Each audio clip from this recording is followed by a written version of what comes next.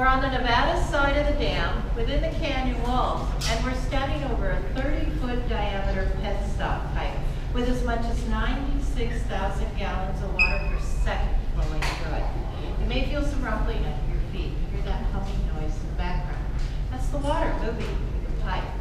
To give you a little better idea of that amount of water, it would fill an Olympic-sized swimming pool in about 7 seconds. Now what I want to do is take you guys back in time a little bit before the construction of the dam. First thing they needed to do was divert the water in the Colorado River. In doing so, they constructed 4 diversion tunnels, 2 on each side of the canyon walls.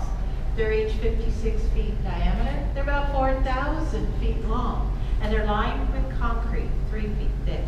It took them 19 months to complete them, and this is one of the tunnels you're standing in right now. They also built 2 earthen dams, the lower cofferdam and the upper cofferdam. The upper cofferdam, about 100 feet high, forced the river into those diversion tunnels and around the job site. The lower cofferdam, about 65 feet high, prevented the water from backing up into the site. Once the site was ready, they constructed the dam. It took them another 2 years to complete the dam. Now once the dam was completed, they sealed off the entrances to those diversion tunnels with heavy steel gates, which then allowed the water to start backing up behind the dam. The upper cofferdam is still there, and it serves the purpose to keep the silt from backing up behind the dam. The lower cofferdam, though, was blasted away to allow the natural flow of the river downstream. It took 6.5 years for the lake to fill behind the dam. Now it is a river, and it has to flow.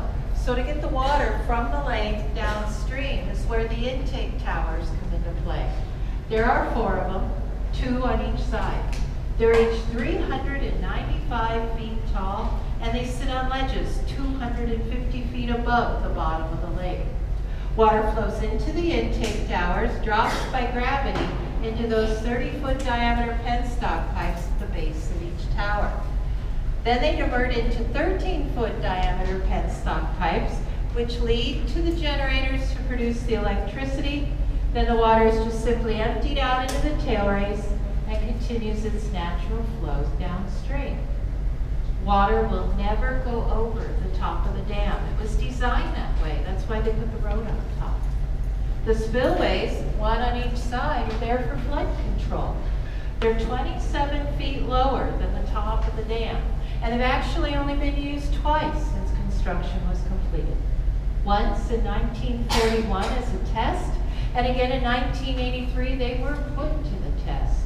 The accumulated snowmelt of the Colorado Rockies flooded the entire Colorado River. Water came in and filled the lake to within 7 feet of the top of the dam, spilling into the spillways, bypassing the entire facility and emptying safely downstream. It took 62 days with a force like Niagara Falls going over those spillways before the water finally went down.